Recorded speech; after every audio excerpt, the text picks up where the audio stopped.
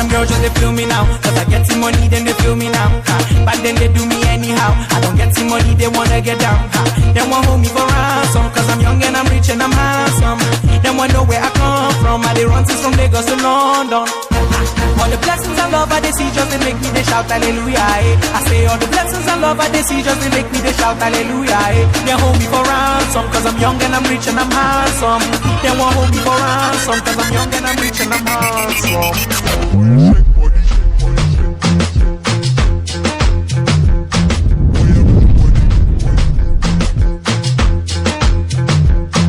Make you ring the alarm.